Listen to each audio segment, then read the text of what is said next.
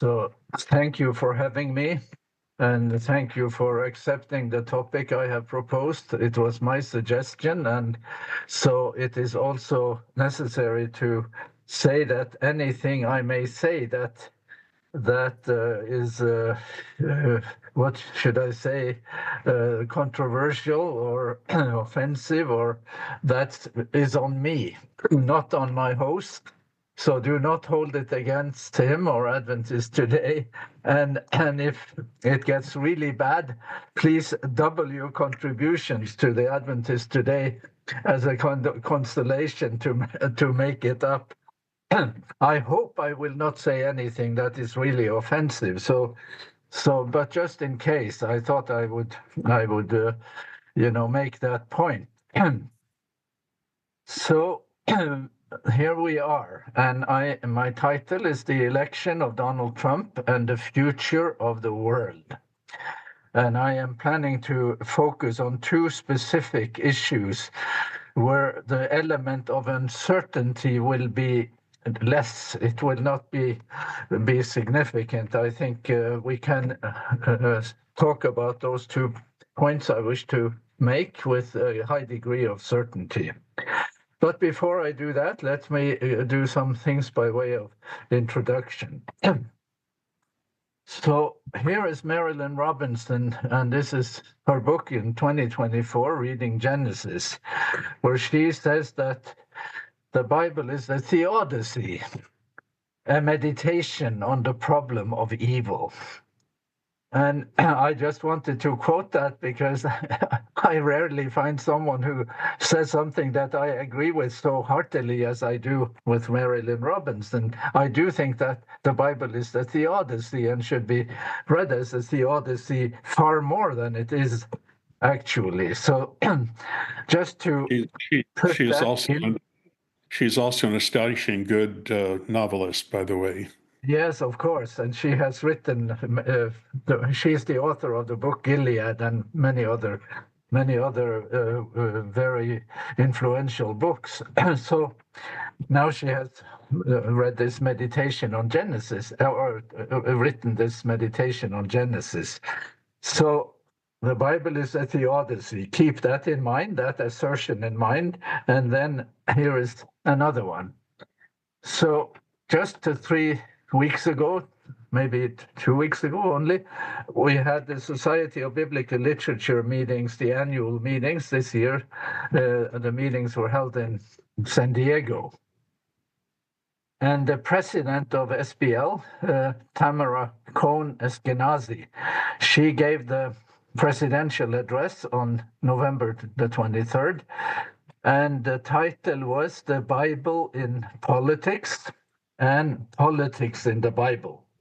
It was a very thoughtful meditation, but it was also a claim, an observation maybe only, that there is politics in the Bible, and that you can't deny it, and that you need to reckon with it, and there is politics in our lives too. And so she says the Bible is a book of politics, she said verbatim in her talk. And then she said we neglect politics at our peril. So that should be then kind of legitimize my topic today, that we can talk about politics. It is not beside the point. And maybe we have in our church space talked about it too little, because it has been there and it has festered and it has filled our space, but not the space of church where we meet and talk about what should I say, spiritual things. Even though we are reading the Bible, we are in some ways bypassing its political character. And here is one more thing. I had never heard of Rachel Haverlock before I came to San Diego this year. She isn't a regular, I don't think, in biblical studies, although she has a background and is a very competent biblical scholar too. But she is mostly professor of English at the University of Illinois in Chicago. And she also has a significant ecological commitment. She is the director of the freshwater initiative at that university, and they are concerned about preservation of the Great Lakes.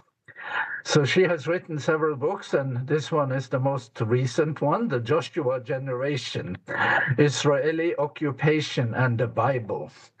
And if I were pressing, I looked to see if I could find a statement by Rachel Haverlock that would fit exactly. But if I were to press her, or the way I read her, I have bought the book and read it now, is that the Bible is mostly a political book, that some of the texts are politically motivated. And then you could also say that it is a dangerous book, because some of those political messages in the Bible have found contemporary expression. So Haverlock's concern, she documents in this book that the book of Joshua has become a very important text in current Middle Eastern affairs, that the book of Joshua and its violence is used as a script with which to legitimize violence that happens as we speak. And I would say that presentation she had a presentation in a session that dealt with violence in the Bible. It is probably the best or most stirring presentation I have ever heard in the years I have attended SBL meetings. And she was a combination of excellent scholarship, eloquence, and deep conviction. She was incandescent. And it was very, very, what should I say? It was a kind of wake-up call, and I took an interest in her work right away. So keep that in mind too as we proceed. Now, some things about politics have been on my horizon in New Testament, and here is a slide from one of my lectures at Loma when I teach Romans. Paul and politics, or the political theology of Paul by Jacob Taubes. That's a book written many years ago. So the notion that we should be politically naive when we read the Bible, and even when we read the New Testament, or when we read the letters of Paul, is contested, and it is pretty much a consensus that one needs to pay attention to politics when we read the Bible, and that we are probably somewhat behind in that regard in the Adventist community. Here is another illustration from my talks to students when I teach Romans at Loma Linda. This is Romans 13, 7 verses in Romans 13 that are among the most controversial texts, those 7 verses in the whole New Testament, perhaps. So you have Paul discussing notions of citizenship in Romans, and you see that there is a personal aspect, there is a local aspect. The personal and local aspect is altruism that Paul instills in his congregations, an ethos where you pay attention to the good of others. You do not just think about yourself. And so that is personal, local, communal. Now, how does that work when you think national or when you think global? That's the paradox here. Can you make altruism, thinking about the good of others, can you make that work beyond your local community, in your nation, and in the world, as a global citizen, as it were? And when I was writing my commentary on Romans some years ago, I had to spend a lot of time on that part of it, because that there is a completely different group of scholars who have written on the politics of Paul in Romans 13 than in other parts of the book. So one text that came up was Reinhold Niebuhr. And this Time magazine cover is, I think, from 1948. It was their 25th anniversary issue. And the man of the year that year was the German theologian and public intellectual Reinhold Niebuhr. So here are some things that he says that I think is relevant just as introduction to our topic. So again, remember my previous slide about local, national, and global. The paradox is that patriotism transmutes individual unselfishness into national egoism.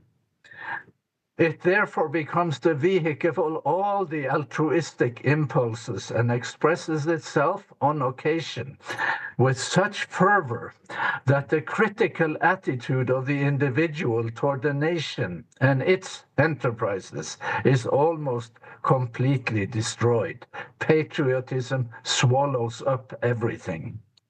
The unqualified character of this devotion is the very basis for the nation's power and the freedom to use the power without moral restraint.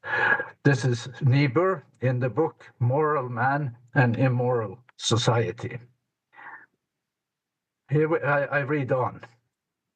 Thus, now try to get this point. It is an amazingly insightful point as I see it. Thus, the unselfishness of individuals makes for the selfishness of nations. So you are willing to sacrifice for your nation, and your nation harnesses that willingness to be selfish in the global community. Make Babylon great again. Make Germany great again. Make America great again. You name it. The unselfishness of individuals makes for the selfishness of the nations. And citizens may not be aware of that. They may not understand that they are actually contributing to a form of national egoism. That is why the hope of solving the larger social problems of mankind merely by extending the social sympathies of individuals is so vain. What lies beyond the nation, the community of mankind, is too vague to inspire devotion. Now, I shall not misrepresent God much if I say that the God of heaven is the God of all mankind, that the God of heaven is interested in the well-being of the community of mankind, and that believers in that God, or we as believers in that God, we have to think in terms that are not or just confined to sort of national priorities. Here again, and I just have to move this a little. Since the class character of national governments is a primary, though not the only cause of their greed, present international anarchy may continue until the fear of catastrophe amends, or catastrophe itself destroys the present social system and builds more cooperative national societies.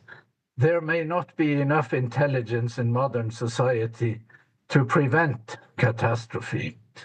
That's the background here, just as a kind of contextual or ideological or perspectival issue for the topic of the election of Donald Trump and the future of the world. And you can have a sort of sense of Niebuhr's point of view as relevant to our topic. One more thing, and this is not me, but I do not disagree with George Will, who has now been a columnist and a certified card-carrying conservative in America for for 50 years. There was just a celebratory note of his work as a conservative columnist. He used to be a Republican. He left the Republican Party in 2016. And here he says that Trump's energy, unleavened by intellect and untethered to principle, serves only his sovereign instinct to pander to those who adore him as much as he does. Unshakably smitten, they are impervious to the Everest of evidence that he disdains them as a basket of gullibles. He understands that his unremitting coarseness satisfies their unpolitical agenda of smashing crockery, even though his self-indulgent floundering precludes fulfillment of the promises he flippantly made to assuage their sense of being disdained. He gives his gullibles not governance by tantrum, but tantrum as governance. Yes, this person has been deeply offended by the rise of a political figure like Mr. Trump, and you can take it to him and his view, his deeply held convictions about what conservatism would look like and why the Trump brand isn't conservatism. These are just things by way of introduction. Now I want to go to my two specific points that I hope we can discuss in our interactive part. So the first point I want to make is that with the election of Donald Trump, we will have a shift from climate change denial to climate change defiance. And I have chosen those words carefully. I meant to be circumspect. I think that the Trump brand is a brand of rule breaking and of disdain, even for elementary things, and disdain for coalitions, compromise, you name it. So I will say that you can defy the courts and you can defy the Constitution too if you want to, but it is going to be quite a bit harder to defy climate change or to defy the ecological realities of human existence. And I pick this point because I think this is one area where it is not enough to be an American. It is much better to be an Adventist. And it is actually a very good idea to be a Seventh-day Adventist, because Seventh-day Adventism has tenets that are profoundly ecological from our view of the materiality of existence, the materiality of the body. We do not have immortal souls. We are bodies. We are material beings. We live in a material world, and we are living interactively with the world, the earth, and other creatures.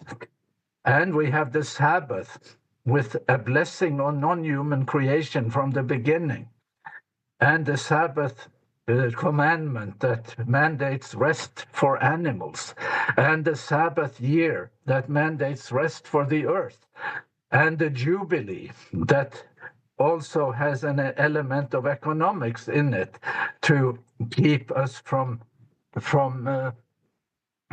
destroying the earth. And can I do one more? We have eschatology, Adventist eschatology, where we do not go to heaven to stay in heaven forever. We see in the book of Revelation God moving to the earth to spend eternity on earth as an earthling. Those are Adventist distinctives, and they are huge investments in ecology and in care for the creation and for also climate. So here is Trump's pick for to lead the Environmental Protection Agency, which, by the way, was created by a Republican president, Richard Nixon, when he was a US president.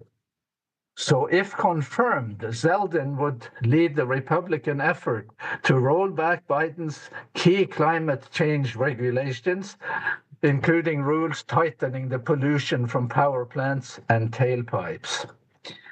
At EPA, Zeldin will carry out Trump's energy and environmental agenda, which includes pulling back Biden-era rules on climate and air pollution and potentially rescinding millions of dollars in funding for clean energy under the Inflation Reduction Act.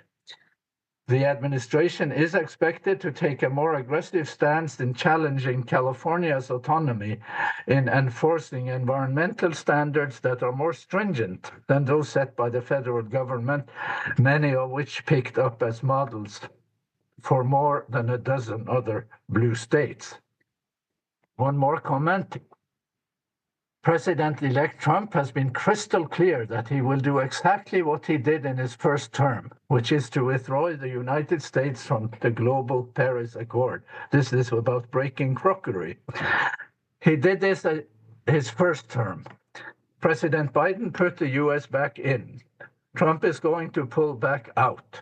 This time, however, it seems likely that Trump would not just pull the US out from the agreement, the accord, but from the underlying United Nations legal structure for that entire accord, which would make it a lot more difficult for the US to ever rejoin. Here is another pick, and I had studied this with some interest. Trump's pick for Interior Secretary, that's the national parks and all of that.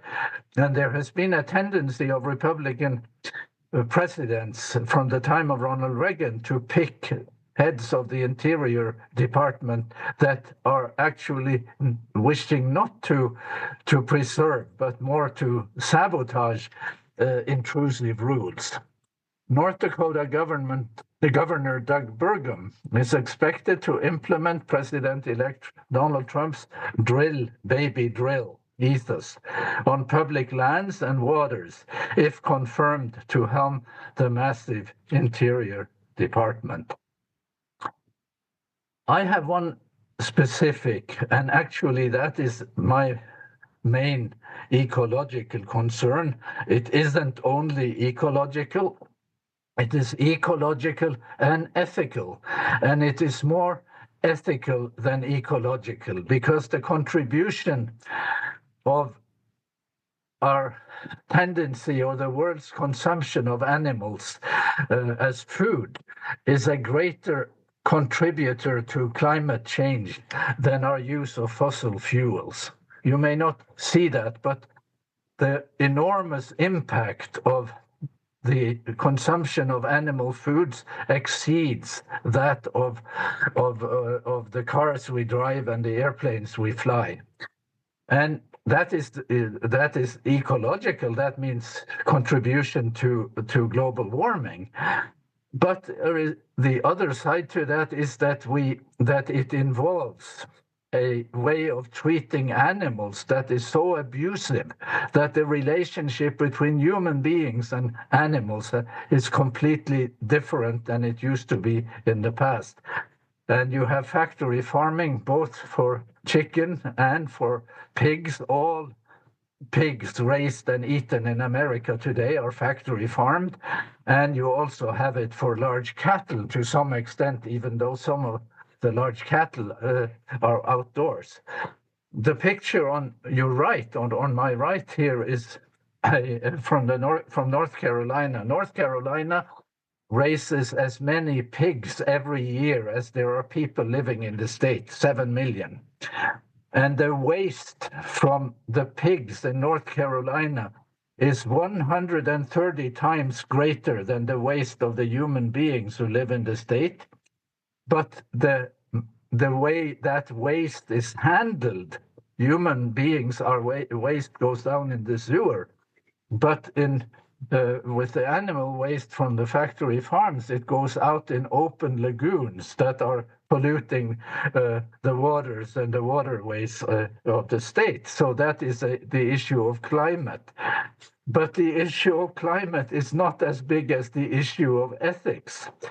And here is one person who has been a favorite of mine for now 20 years, Matthew Scully, and his book Dominion, that came out in, I think, 2002. The Power of Man, the Suffering of Animals, and the Call to Mercy. I want you to listen to Matthew Scully.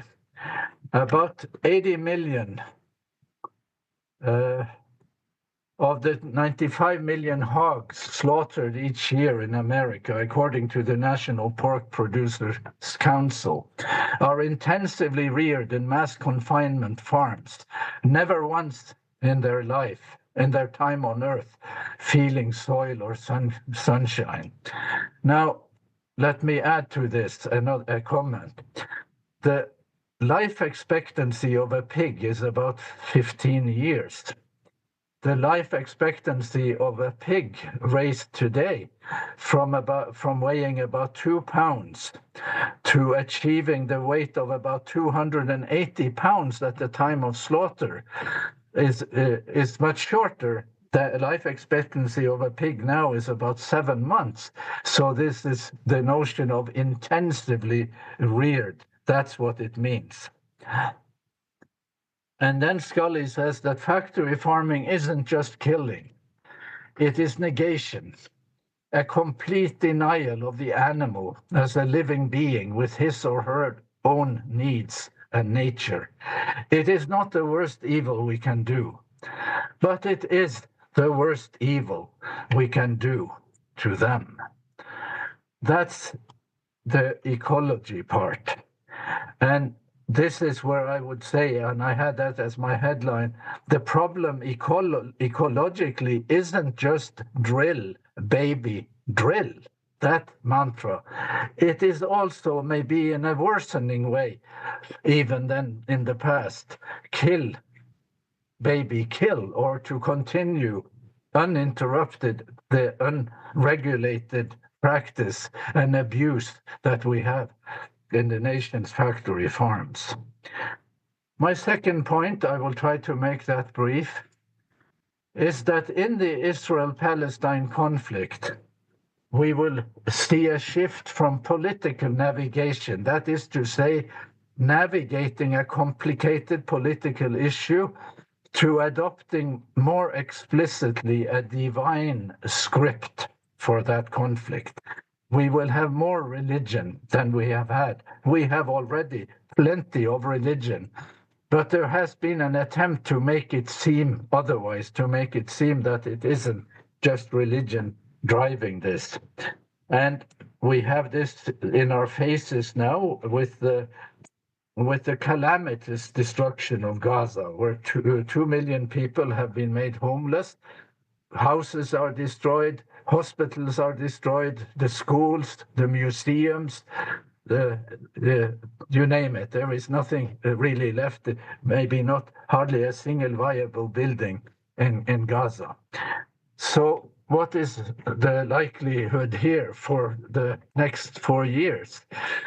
Well, you can go back to see what happened the last period when Trump was the president, and there was a very strong pro-Israel bias that was cheered on by Trump's evangelical religious voters who already have that kind of divine script in place for what U.S. policy ought to be. And he has now appointed Mike Huckabee to be the ambassador to Israel. And Huckabee has maintained throughout the years that the West Bank belongs to Israel.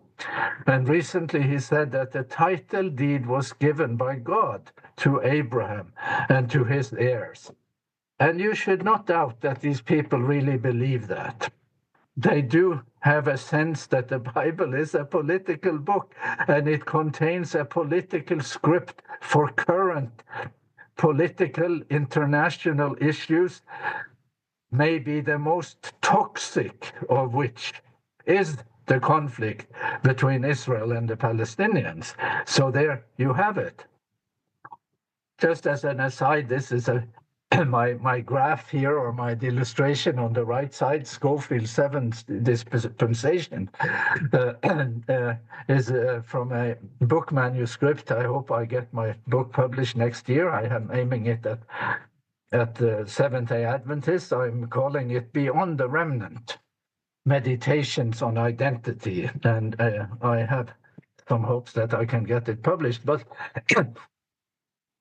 the book on the left here, by Donald Harmon Akinson, The Americanization of the Apocalypse, is the third volume of a series where he shows how the Bible became Americanized through dispensationalist theology. And you know, and if you don't, it is time that you discover it, most of us, that several hundreds of the members of the House of Representatives in the US subscribe to dispensationalist political and religious tenets. And just to put one of these points in focus here, that in this eschatological scenario that you have in the Schofield Reference Bible and in dispensationalist theology is a political role for Israel that in the end is catastrophic for the Jews, because dispensationalists, they believe that with the Battle of Armageddon, 2/3 of the Jews will be killed. But still, there is a role to be had for Israel, and there is a duty of America to help implement God's design for a political Israel in the world. So I have 3 more slides that I want to show you, and just to make you aware of something that you probably do, that most of us probably don't know. I would also say that if we at Loma Linda had behaved like a real university and not continued to play a narrow and very, what should I say, a narrow game, or a sort of laid-back game, we would have known who these people are, and they would already be household words to us, names to us. Daniel Boyarin is one of the world's foremost experts on early Christianity and Second Temple Judaism.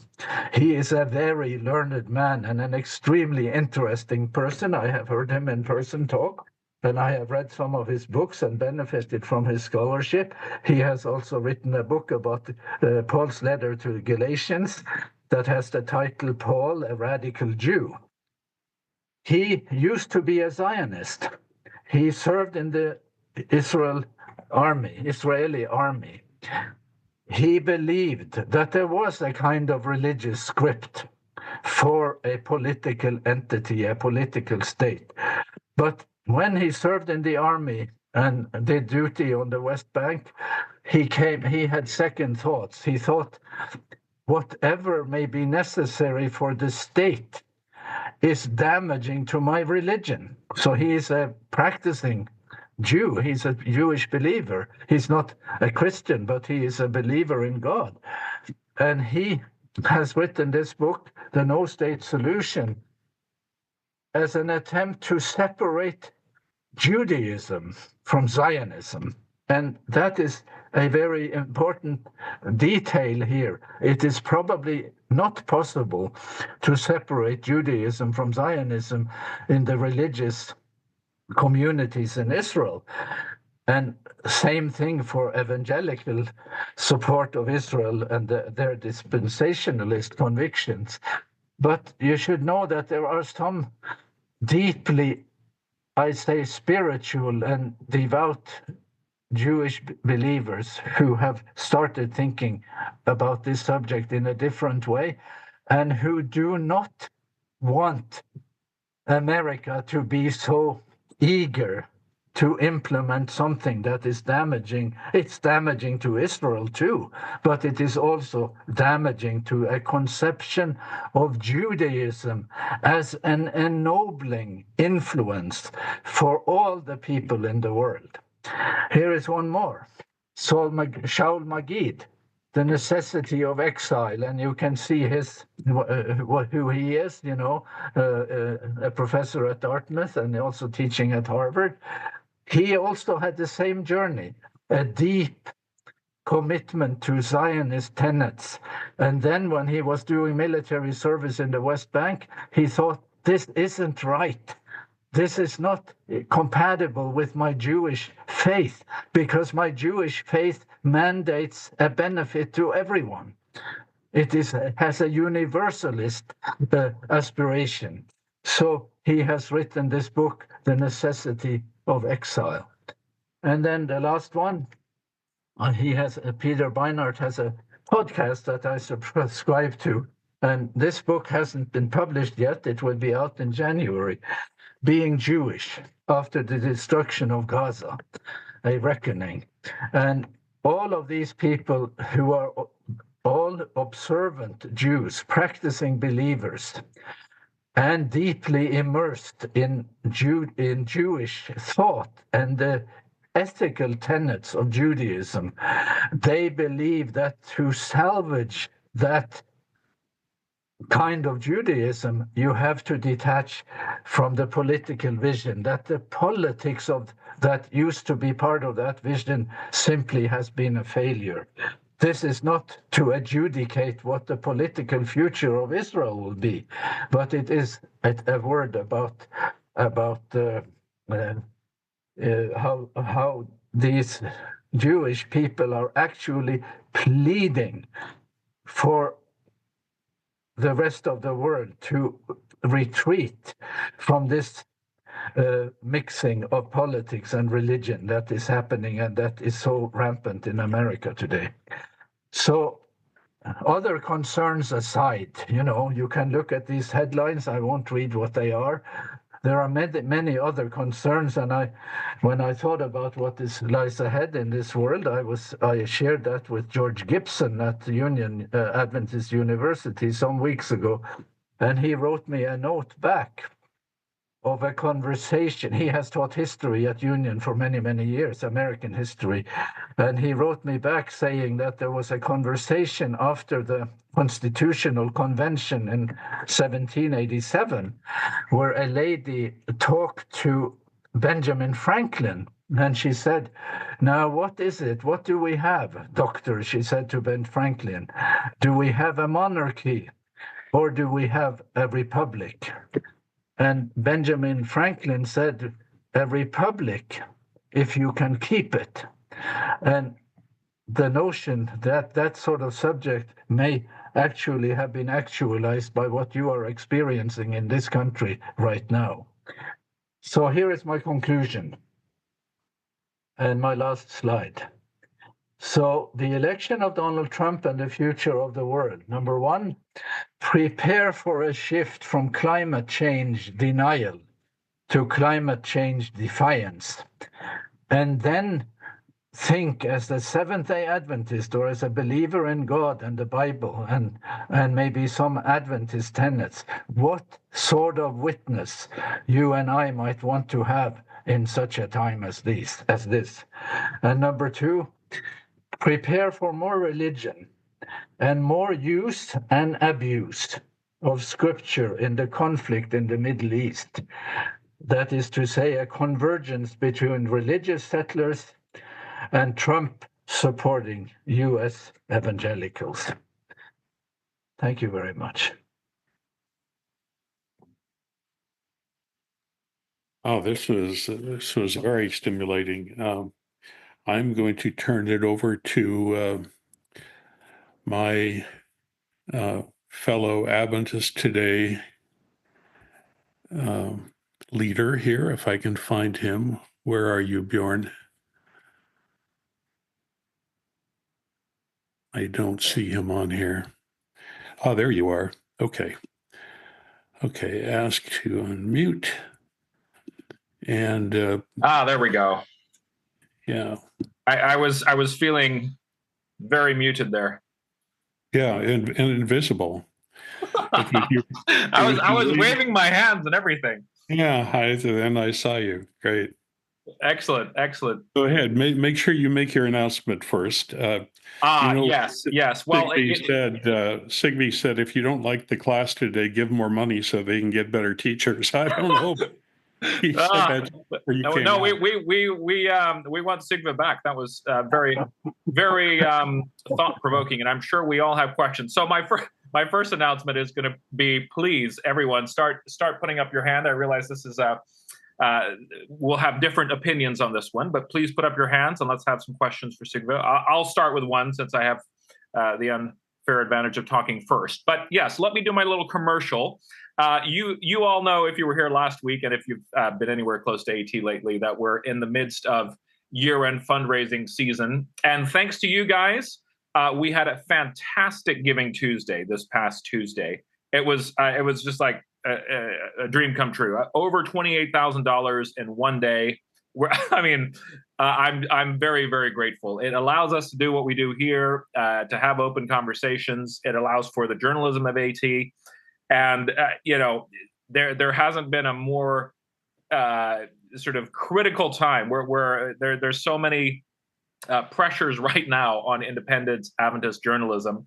The GC is making it more and more difficult. I'm not going to go on about it, but if you look at what's on our site currently, you'll see the measures that are being adopted, being voted in to push back on open journalism. So we appreciate your support, and I'm going to post the link here. The fundraiser is going on right now. So I think I've been asked to moderate a little bit because I'm Swedish. I'm not American, so I'm supposed to be neutral, even though we just joined NATO because we were shaking in our boots. But I'm the closest you get to a neutral person, I guess. So. Sigve, I felt that your presentation was something that probably a lot of us would echo in this room. What I do wonder about, though, is I feel like conversations become more and more siloed. So we have conversations here where most of us are going to agree with what you're saying, but isn't that exactly the problem, that we, whether we're Adventist or we're of some other leaning in community, media is so fractured, and communities are becoming more and more sort of aligned along political lines that we don't have much of an effect on the greater society. So how do we go from being vigilant about climate change and the religious threats that Trump, or pushing up against the religious threats that Trump has, and allow us to, how do we have a bigger impact on society rather than just kind of like parroting back our talking points? I guess that's my question. Outside the bubbles of Loma Linda, Newbold, academic centers of Adventism, how do we move beyond academic Adventism and the sort of political biases that we have? There is not that much difference, in my view, between what you call academic Adventism and the rest of Adventism. The so-called academic Adventism is quite just about non-existent when it comes to attention to the 2 points I made here: ecological concerns and political issues in the Middle East. So there is no difference if you think that we have a more vigorous conversation about these matters in Loma Linda. We don't.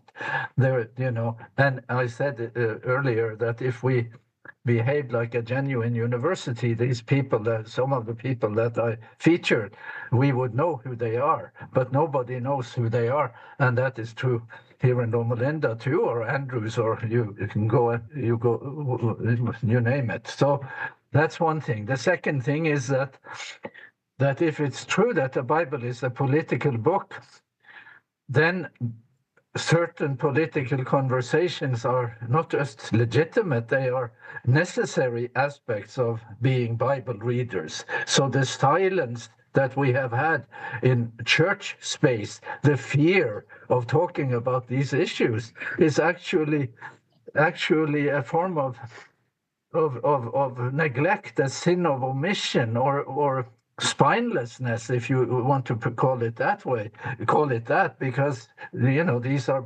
legitimate biblical concerns. And then one more thing. The issue of climate change and concern about the climate. I have no doubts that there is climate change, but if I were to talk to a climate change denier, I could still make a very strong case for ecological concerns in the Bible. Yes, the Bible speaks about the earth being destroyed, and in Jeremiah you see a sort of decreation of the world. But the Bible in Sabbath thoughts, especially in Sabbath ideology and in the prophets, has an interest in the well-being of the earth and in non-human creation. And factory farming is a grave crime against God's creatures, quite apart from the contribution to climate change. So Adventists, as believers and as with a mandate to take care of other creatures and the well-being of other creatures, we should have had this as on our agenda without just needing a kind of utilitarian reason, well, the climate is changing, we better do something. One of the things we should do is to eat less meat. That's true. But there are many other reasons why we should do something and position ourselves as a solution to the egregious abuse of non-human creatures that factory farming represents. Thank you, Sigve. I appreciate that, and I can sense the passion. So thank you very, very much for responding there. And I agree that I feel like one of the more relevant contributions that we can bring as Adventists to society today is that the kind of the stewardship angle, and certainly the factory farming is a big issue there. Eduardo, Lauren is saying that we should jump straight to you. We come back to Lauren, and I'm going to reiterate our call for hands. This is a very, very current topic, so this is something that is worth talking about and worth discussing. So please do raise your hands and join the discussion. Over to Eduardo, who I think is unmuted. Sigve, years ago,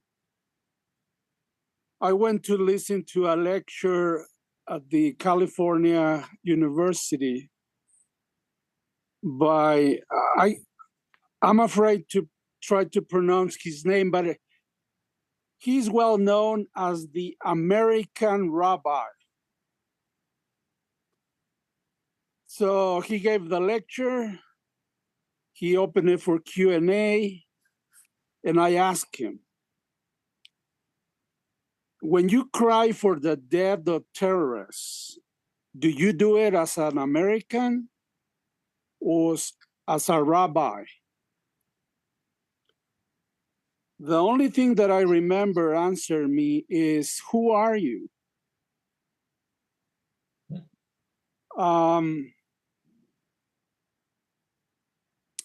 And you know the trouble, if he does it as a rabbi, he's in the same level as the terrorists in the name of God. And I think that Adventists have a big trouble to stay away from issues, political or environmental or whatever, because the way they see it is related to the states, to the government. And I think that we should stay away from any issue that is related with the government, but at the same time is related to religion or morals. What do you think?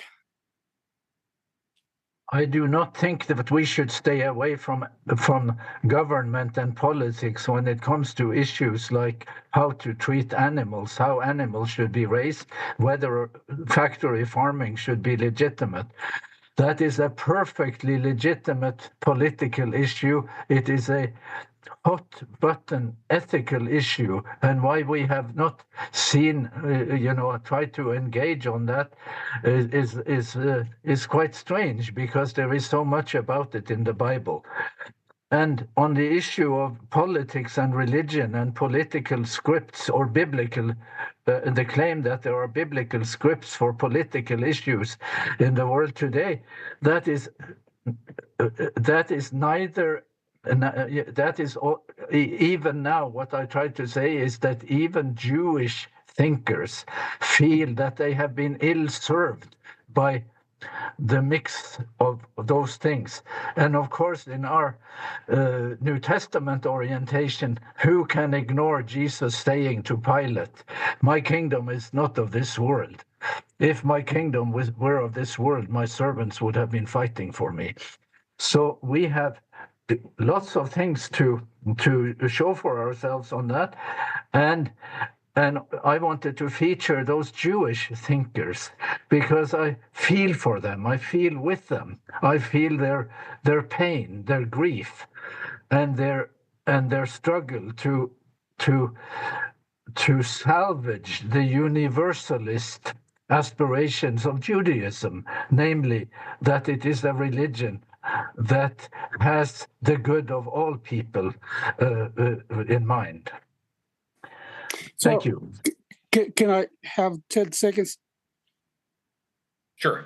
Not up to me. That's up to the moderator. Yeah, Okay. if we keep it to a short response, because we want to make sure we get around for other questions. But yes, go for it, Eduardo. In the name of religion or in the name of God, where are the limits? Are you in favor of killing terrorists in the name of religion? Well, let me just say specifically that there is a political aspect to the way food is raised and produced. There is a political aspect to the reality of factory farms. And you as a citizen, whether you are a believer or not, you can have a sense of responsibility. This is stuff that is being done in our name as citizens of a certain country. And we could say, we don't want to do that anymore. And then you and I, as believers and readers of the Bible, we can travel to Nineveh with the prophet Jonah, and see how he sits there and is so aggrieved that Nineveh wasn't destroyed, and then hear God say to him that in Nineveh there are 120,000 people who do not know right from left, and also many animals. So we have a theological incentive to do better by the non-human creatures in the world. Thank you very, very much, Eduardo and Sigve, for the response. I think we're going to move on to the next question. Have you noticed, guys, that there's 189 participants on here? I think I saw 100. This topic, Sigve, is definitely timely.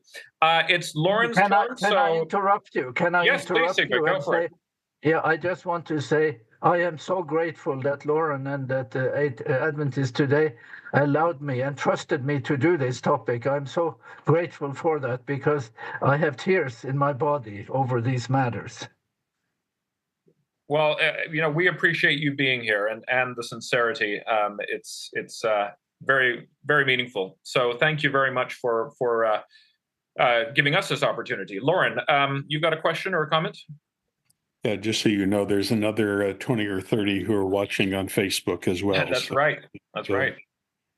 This is a really good topic. I think in terms of factory farming and meat and the environment overall, this is just my impression, Sigve, that Adventists fairly early on became more personal ethicists than community ethicists. We very early on ask the question, not is this right to do, but is this right for me to do in God's eyes? And that probably would be expected of a group who grew out of the birth of the evangelical movement, the Second Great Enlightenment, that we would be very interested in our own salvation as opposed to the salvation of the world. And then we add to that we're very interested in Jesus coming again. And I know Adventists have been accused of saying, well, it's all going to hell anyway, so we might as well just leave it. I haven't actually heard Adventists say that. Well, rarely. I've heard a few say that, but I don't think that's really what's motivating us. I think what's motivating us is, again, this sense of personal and maybe church identity, which leads me to my question. I noted your quotation from Reinhold, I'm sorry, I get the two Niebers mixed up. They were brothers after all. That the unselfishness of individuals makes for the selfishness of nations, and his rather strong condemnation of patriotism. I have seen something, I haven't seen a lot of patriotism when I was a young person growing up in the church, but I did see some. But more often than not, actually, I'm seeing a lot going on right now at Bering Springs Village Church. They are unashamedly political. They're not even making apologies for it. They just come right out and talk about it from the pulpit. But what I've seen more often is Adventists having a sort of patriotism about ourselves, a sense of inward selfishness, our group. Um, and it is very much parallel, Sigve, to patriotism on the national level. Our church is right. Our church is the only true church. Our church is the church that has the message for the last days. When I wrote this week about going to another church on Sunday, most people, because of our group, the thinking of most of our readers, were supportive. But there are a few people who came on and just said, no, this is wrong. You should not worship on a Sunday. You should not join with another church. It's Babylon. And so is it any, I guess my question, Sigve, is it any less harmful for us to be completely devoted to being Seventh-day Adventists at the cost of everyone else out there in the world? Is that defensible? Is that something that we need to rethink, this sense of we are Adventists, we have God's message, we have the identity, we are it? Well, big question. So, and I think there are the two sides to it are legitimate concerns, but so my plea here is really that I am pleading for things that are Adventist tenets. You could say they are, they are in possession of everyone. There are many people who care about global warming today, and many people who care about factory farming. But if I claim now that they are also Adventist tenets and part of a theology of Sabbath, theology of the seventh day, then they are neglected Adventist tenets. Then we are saying, oh, we are Adventists, that's wonderful. But it isn't so wonderful because the Adventism that we espouse is so narrow and so absent from the world that it wants to improve in a way. So you also mentioned something about our ethos or ethics, that we have been more interested in personal issues, personal piety, personal health. Now the issue is planetary health. And in the global sort of ideology of health, people who think about health, they see a strong link between personal and planetary health.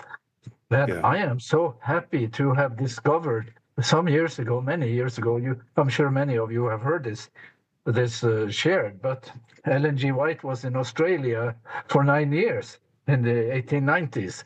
And in 1896, she wrote a letter to her friends in America, Ben Maxon, who was a doctor, and his wife, I think she also was a doctor. And she shared an experience she had at a camp meeting in Australia. That is interesting both for its ecology and for its ecumenism, because Ellen White wrote to the Maxons that when the selfishness of taking the life of an animal to gratify a perverted appetite was presented to me by a Catholic lady weeping and kneeling at my feet, I saw everything in a new light. And I decided I am no longer going to have to frequent the butcher. I am no longer going to have the flesh of animals on my table. Here, it isn't personal health anymore. It is animal health. It is the well-being of the animal that seems to be the motivation. That is what the Catholic lady shared with Ellen G. White. And Ellen G. White, amazingly concedes that she had a thing or two to learn from this Catholic lady, and the gravitational points for lifestyle issues, including, choosing a plant-based diet in the world today, cannot be personal health anymore, cholesterol levels, whatever. But it can be how to treat non-human creatures, and it can also be global warming. Now, I don't know of any statement by the church on. I could be wrong. They could have said something about how to treat animals. I do know that there was a statement on ecology. I think that was in the 1990s. Rather tepid, not very resounding. And not that a statement is the main thing, but at least the church has acknowledged it in one little small statement. I don't know if you're aware of that one. Yeah, I have seen a little, but it has been it has been tepid, to put it mildly. Mhm. Yeah, it has. Thank you. Excellent back and forth there. We'll continue with our friend Gina, who never fails to get me thinking from different angles. We meet almost every week and talk, and I'm wondering what question she has for us today. Let's see. Are you unmuted? Yes. I'm going to disappoint you today, because I'm actually more interested in a tangential comment that you made about Loma Linda not being a real university. And I'm interested to know how you think Loma Linda and other Adventist institutions distinguish themselves from other universities, or where they fall wanting. And whose agenda do you think it is to keep it that way? Is it the General Conference or the Education Department, or just a collection of church people? I'm interested in your thoughts on this. The kindest thing I can say about that is that I think that it is the force of habit. That we have had a certain way of doing things, and we have kept doing that, just kept doing it. So at Loma Linda, we have a Wednesday chapel every week. It's mandatory attendance. And we have more than 50% of our students are non-Adventists. But our chapel is a worship service, where someone comes in and talks about Jesus, for the chapel hour, and it is praise songs and so on. And I think faculty do not attend because it is a rehash of things, so they are not prioritizing it. And I don't think students attend except in body. In spirit, they are somewhere else because they sit with their iPhones and iPads and study, because what they have not, it isn't interesting enough to keep their attention. Now, here is something that I think would be interesting enough to keep their attention if we did it. That would be to invite Matthew Scully, who wrote the book Dominion, and share a value-centered message, a famous person who has a role in a bigger arena, and bring that voice to Loma Linda. There is convergence between his agenda and ours, and in some ways he is ahead of us. He is like the Catholic lady kneeling at Ellen White's feet, who has something to say to Adventists that would improve their witness. Same thing with Daniel Boyarin. He would have been at Loma Linda long ago, and everyone would have known who he is for his interest in the rise of Christianity and his concern for issues in the contemporary world. And I have sent a list. I have written letters to our administration on a number of occasions here, and suggested that we do a university thing for that chapel hour. We have a values-centered message that will be a sort of horizon expanding for our students, and it would be so interesting that just about every single faculty member at Loma Linda would want to attend. They wouldn't want to miss it. That's what I have in mind when I say, insularity. But I could say worse things about why I think it is that way, but I will only say it is force of habit. Bad habit. Interesting. I just wanted to respond to Lauren's comment about ecumenism and the church. And I think I have referred to this in the past. And I think 1 Corinthians 1, verses 10 to 17, he talks about the dispute between members of the churches or Chloe's people arguing about, I came to Christ through Paul, I came to Christ through Apollos, or I came to Christ through Cephas. And he says, is Christ divided? You can't divide the Christ of the cross. In the Adventist kingdom have talked about, are we remnant people? Are we not remnant people? Is it important for us to make that distinction? Do we discern ourselves from the people of 1 Corinthians who are saying, I came to Paul through Apollos, I came to Paul through Ellen White, I came to Paul through Cephas? I mean, do we feel a necessity for dividing? And the Donald Trump movement is definitely about dividing. I think that when Christ is divided, nobody benefits. I think we can learn from each other. That's all. Well, thank you very much, Gina. You did not disappoint whatsoever. In fact, you definitely lived up to your tendency to really have provocative ideas and push us in the right direction. So thank you for those reminders and for triggering our thinking. George is next on the lineup, and then we'll go to David and Shirley, and next to Karsten. I'll ask for more hands.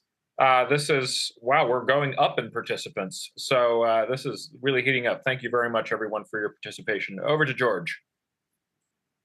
Yeah, thank you for your presentation. I admire your bravery in bringing up this issue and facing it. The Spectrum published a few days ago a review on a book, The Violent Taken by Force. And I actually acquired the book and read the book because the issue is very, very important. And I learned a lot from that. I don't think Adventists in general have any idea of what is going on in terms of the content of the book that focuses on the role of NAR, N-A-R, the new apostolic reformation started with Peter Wagner, and nowadays under the leadership of Dutch Sheets. I wonder if you are aware of this movement, how much you are aware of that. And because this movement is behind Trump's election very, very clearly, now we have the facts. And if you have any awareness of that, any studies done, if you have any comments in relation to what you just presented today, if there's any connection there that concerns you, and what the concerns would be. Thank you. Yeah, and so I have not read that book. I am aware of it, and I think it is very relevant to the situation, to the political, what is happening. And there are many books on the religion. Let's see. You're on next. There are many books on how the religious, the way, the shift or the growing influence of religion, politics in America, and the evangelical embrace of Trump, that are, what should I say, in some ways they are the short view of what had happened, going back to the 1980s, going back to Ronald Reagan and the embrace of the evangelicals of Reagan and so on. But the longer view, and where there is a more sort of deeper theological script for all of these things, that you will find in Donald Harmon Atkinson's the 3 books, where he traces the history of dispensationalists from its Anglican roots in Ireland, and how that was exported to America, and how it led to what he calls the Americanization of the apocalypse, giving a sort of prophetic eschatological script for the way the way the world is seen, and with a huge role for Israel there, and the success of that. So Adventists talk about themselves as the remnant, the end time remnant, but the dispensationalists, they talk about themselves that way too, and they talk about themselves in a sense of entitlement, because the eschatological dispensationalist remnant, they used to be the ruling minority, the ruling colonialist minority in Ireland in its day. And they have retained that sense of entitlement, So in some ways you could say the notion of minority rule in America today, and the sense of Christian entitlement here, is also a carryover of that ideology. But I am definitely going to read the book, the Violent Take It by Force. It has been on my list, but I haven't read it yet. I thank you for your comment. Yes, just one detail about the book. I had several questions with this chaos in America that Trump has caused.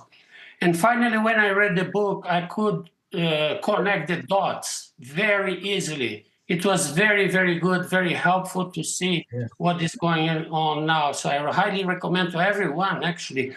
Every Adventist should read it. The GC should have reviewed this book and should tell the members about it. The GC is thinking about, they are working against women's ordination and the non-straight people, and they are missing a big, big boat in the political arena. Thank you. I agree with you 100%. Yeah, thank you. Thank you very much. That's another benefit of ATSS. We get to build our reading lists. David and Shirley are next, and you are unmuted, so go for it. Right. Can you hear me? Very well. Great.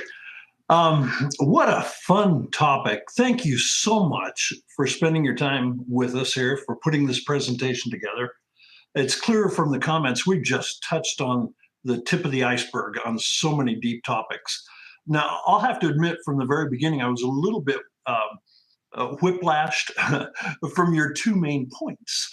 We started off with animal farming, factory farming of animals and the immorality of that. And then we jumped into the Middle East politics, Zionism, Palestinian struggles, and they at first just seemed so diverse. And the more I pondered the comments that you made and others made, the closer and closer those two became. And particularly, you think of animal farming, where all the resources into the animal are fully controlled, their food, basic necessities, taking care of their waste.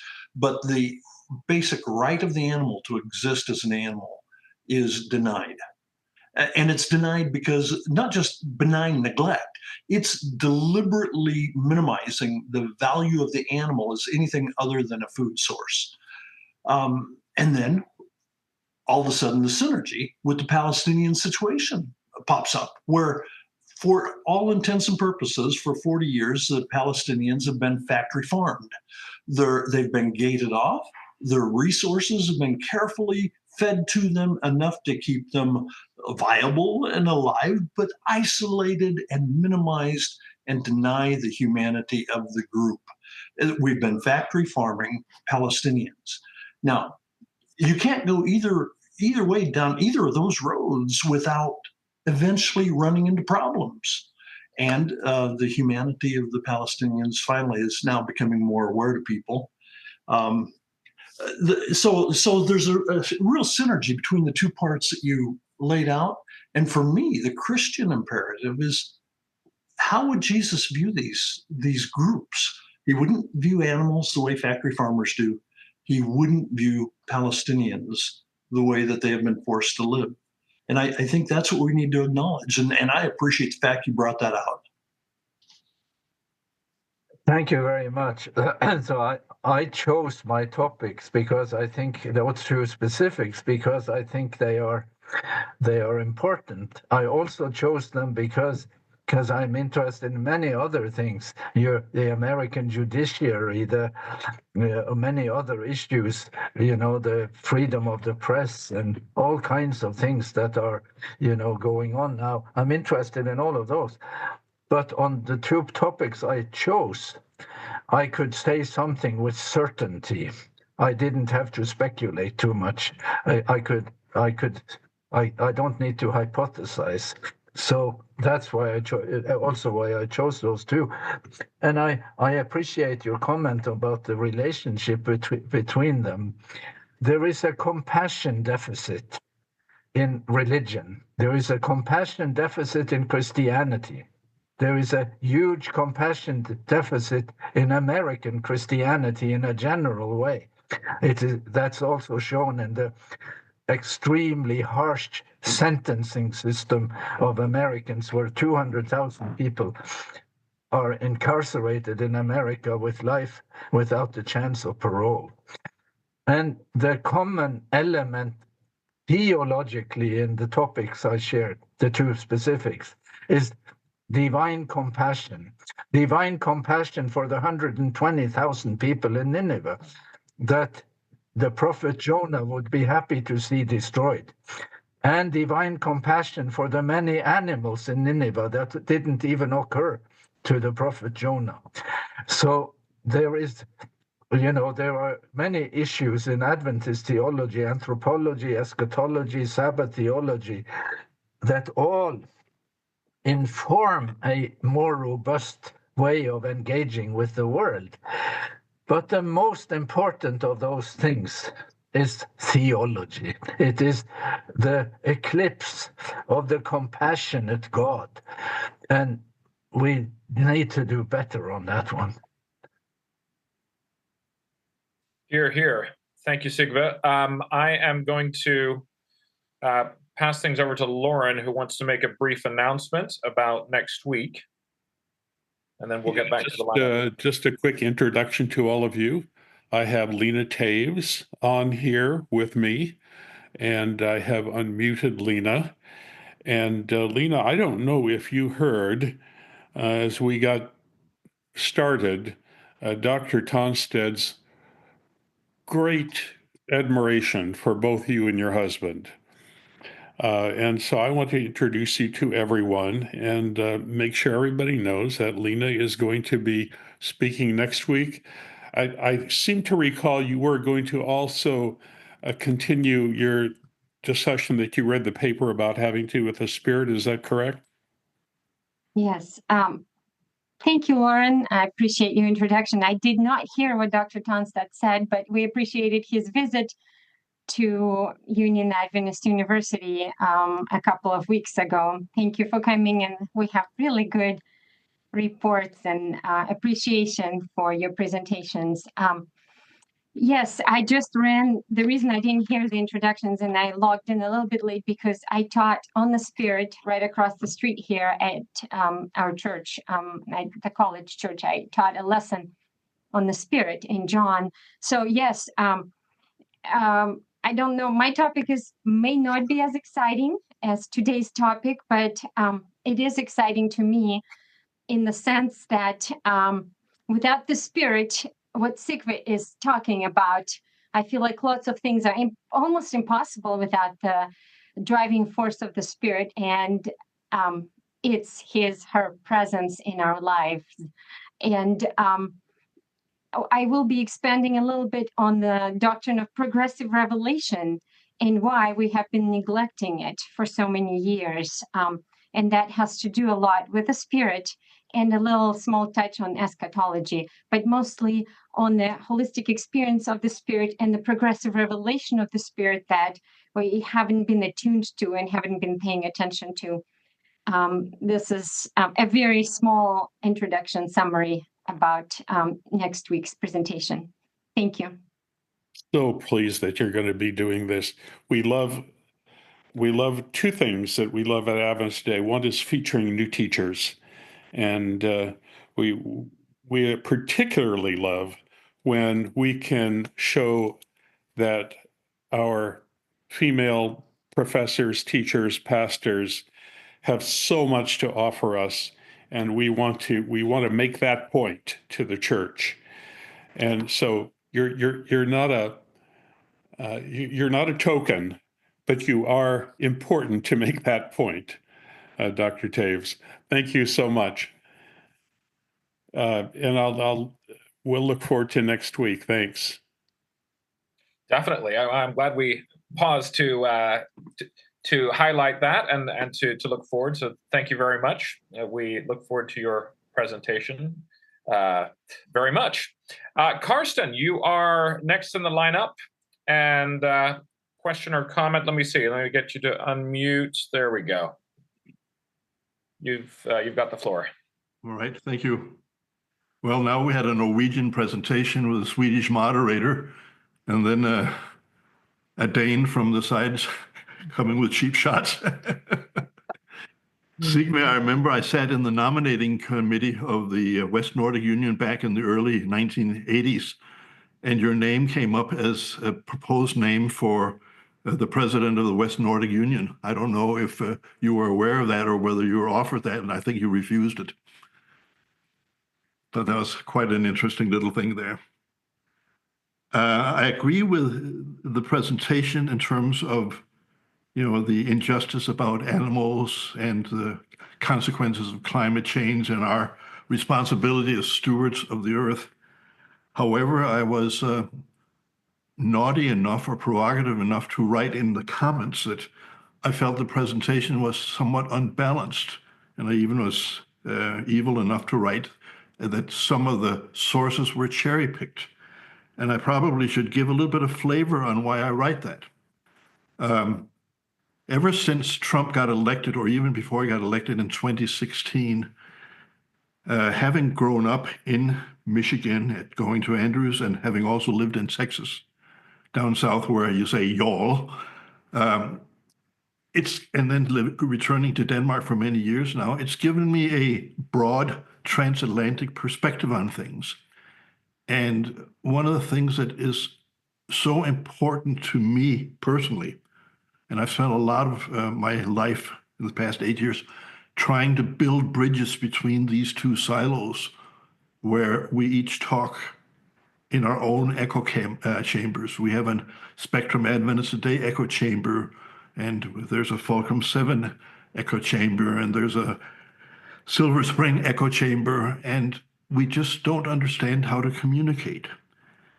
And that really pains me.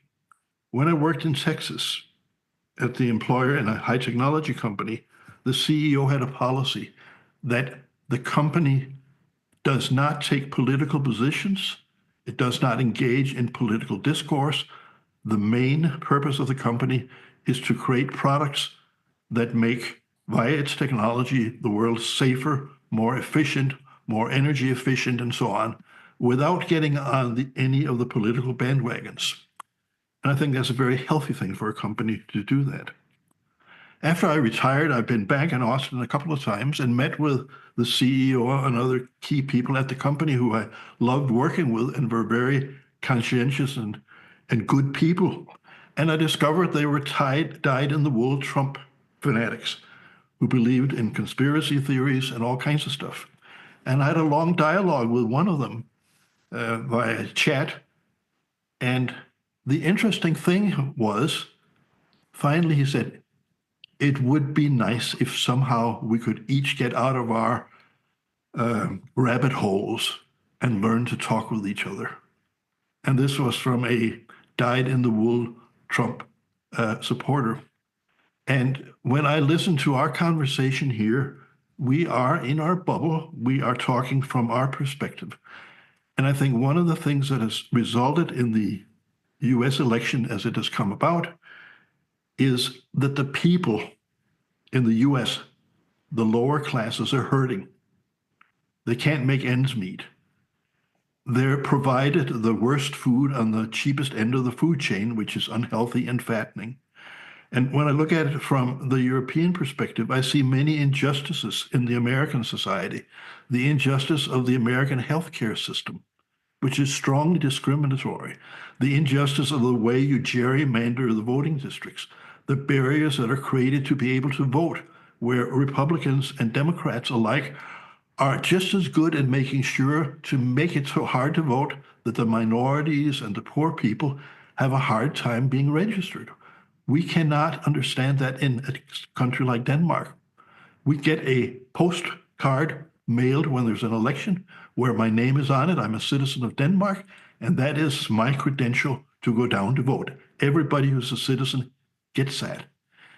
And it's these type of things that concern me. I appreciate your concern, Sigve, but the hunger in the world, the poverty in the world, where the church has done a lot, where ADRA has done a lot, I'm sorry, but these are much more significant issues than the pigs.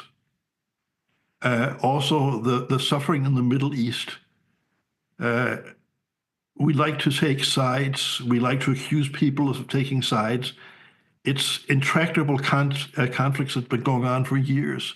I don't know what we can do to stop that suffering, but I'm basically appealing that we also, in our liberal bubble chamber, learn to speak in a way so that if some of our conservative friends were listening in, that they would have something that they could relate to.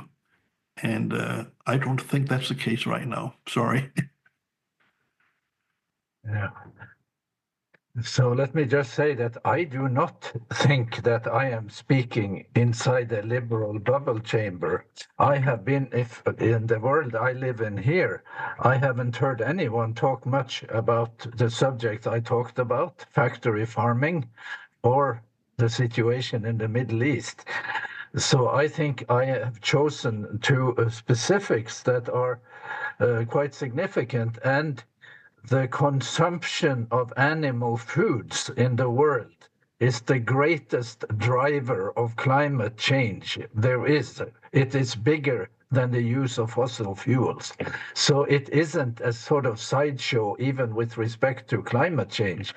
I talked about it for an ethical reason, and because there are strong biblical inducements to care about the use of animals and factory farming.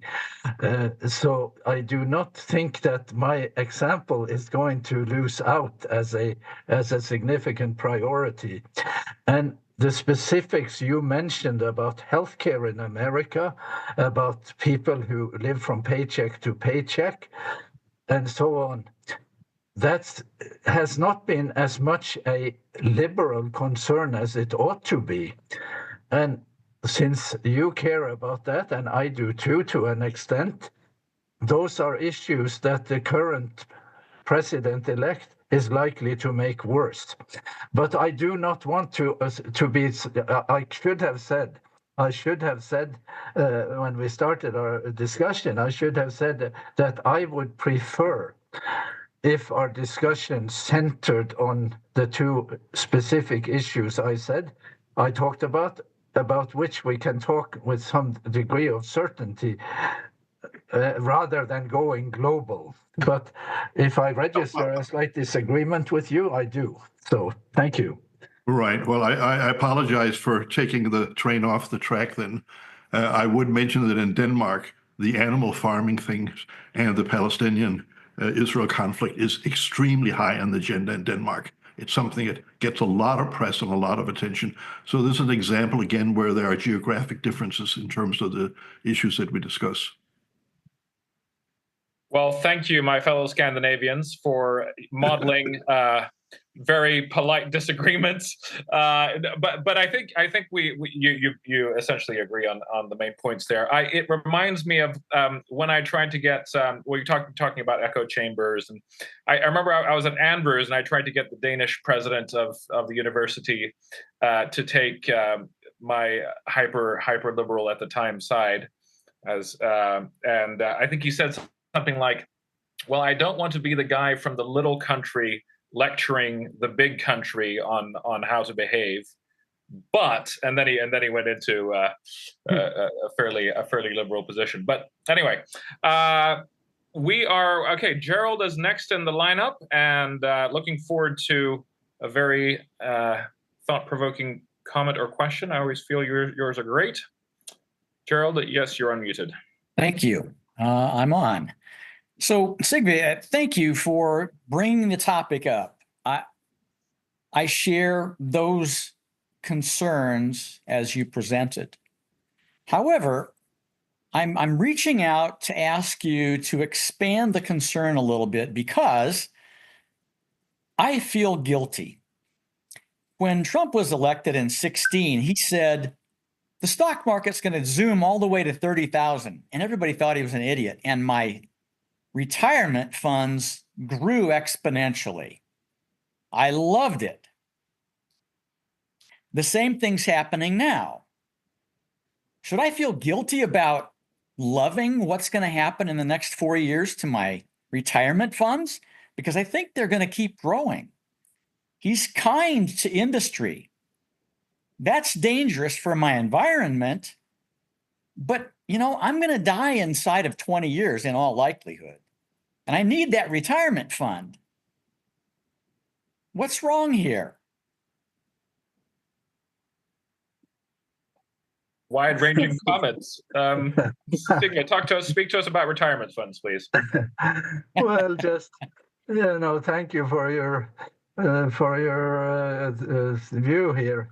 So, genuine conservatives do not think that political leadership changes economic parameters that much. There was a huge economic collapse during the second Bush administration that had something to do with a deregulated financial market. So the collapse that happened at that time had a political context. But generally, conservatives think that who is president isn't the main determinant for political fortunes.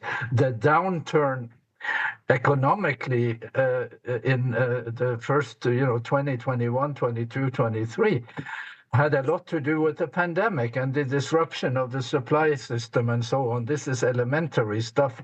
And I actually agree with Ron Brownstein, who used to be a commentator in LA Times, who said that this was a very conventional election because people were dissatisfied with the economic situation and they voted for another party. And same thing has happened again and again in electoral cycles in the US, with the expectation that the next one will be, remedy the situation.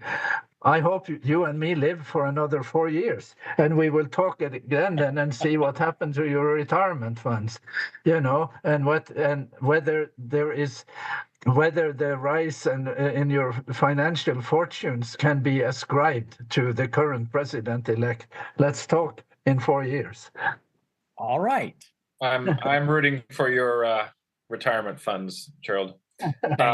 And over to one of my good friends here at Newbold. We were in the same Christmas concert this morning. Johnny, if you could unmute. I've asked you to unmute. Hopefully you got the notice over there. Brilliant. Yeah, you're unmuted. The floor is yours. Yeah. Thank you very much for your presentation. Thank you, Bjorn. We have, those of us who lived quite long, and those of us who live in Europe, we have become quite skeptical and quite blasé about politics.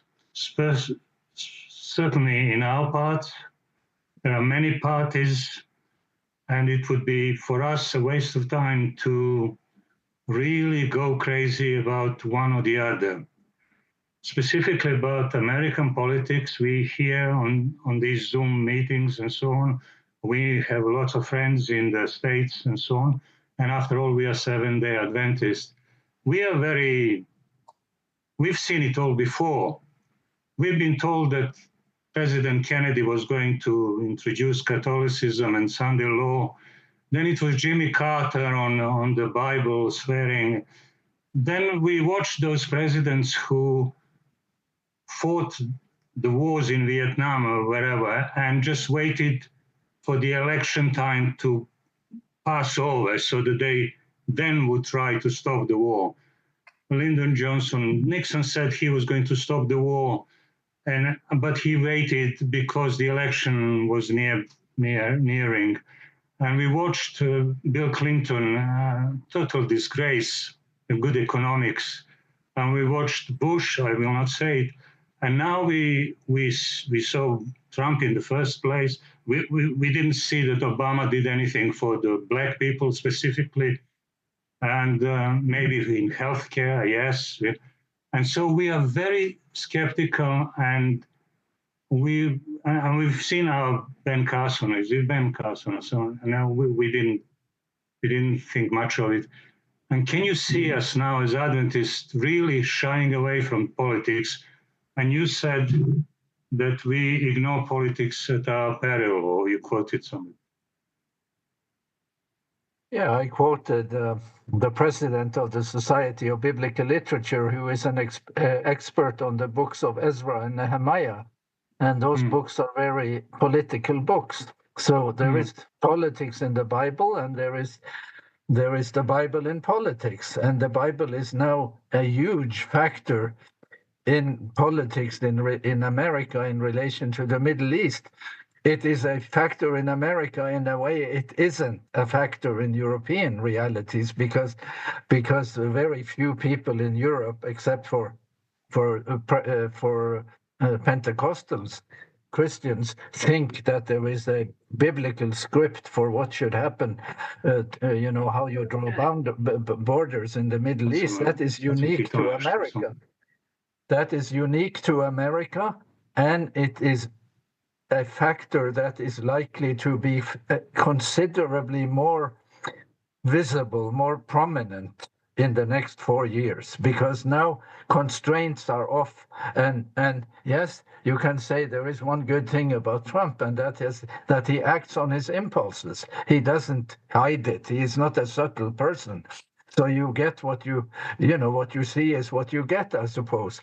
But this skepticism one has, and the sort of alarmist tendencies that you have had about American politics in the past, that's true. That is real.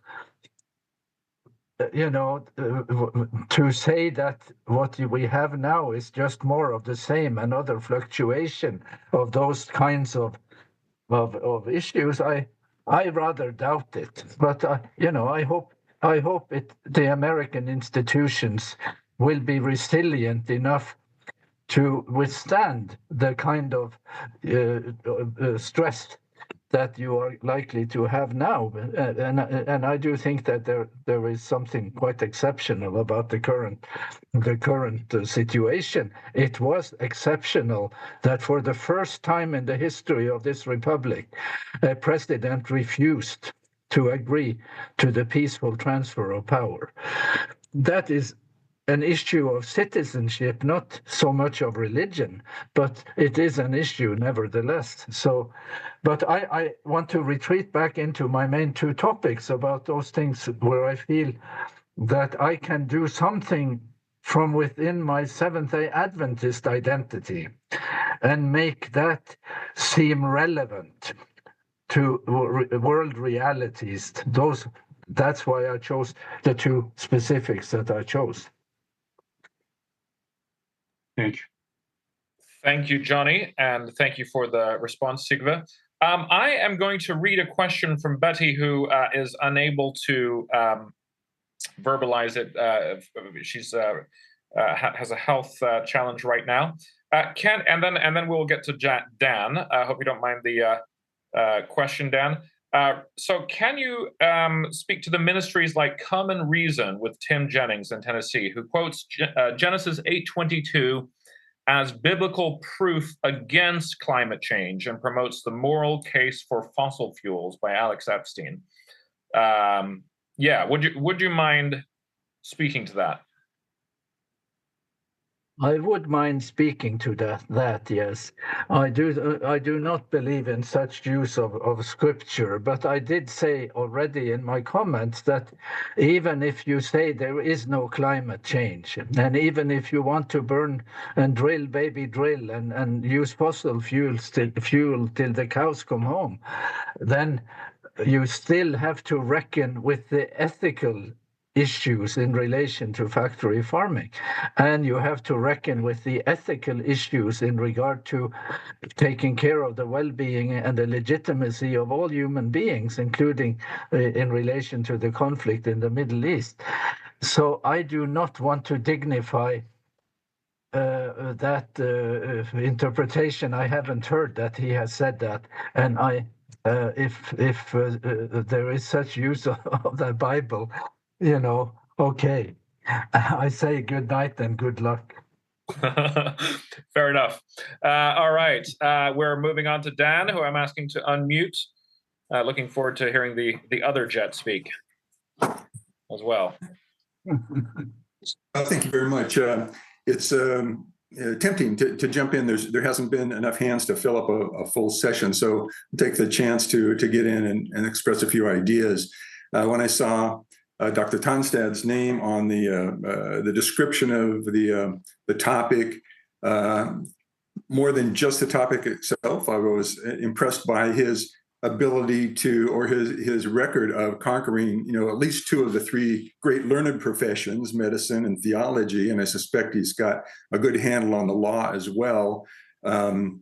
So his position, his descriptions, should be listened to, and indeed, I think we've done that. I expected we might have some controversy in this discussion because politics in the U.S. is very confrontational currently. But I see, and I forget, there was just a comment and I can't put it right now in the chat about how U.S. presidents are given way more credit and blame for what happens in the country than they deserve. And I think that's absolutely true. I think we'll see, I consider myself traditionally an economic conservative, not a social conservative. I didn't support Trump, and I wouldn't because of the character of the man and what he's shown in both illegality and inability to hold to a good position, going for what he believes gains him power, money, and authority rather than what's good for the country. Just a personal opinion. But I'm not afraid of the next 4 years, like it's been expressed in a couple of other folks. not just because the president doesn't have as much power as people give him credit to, especially in a divided Congress and a severely divided country. There would not be a takeover, a civil war, or a police state, martial law instituted in this country. That's not going to happen. And also the second thing is this represents a second four-year administration for Trump, and that's always less effective for a president than the first 4 years or even the first year or two of a new administration. So I'm not worried about that. But I do think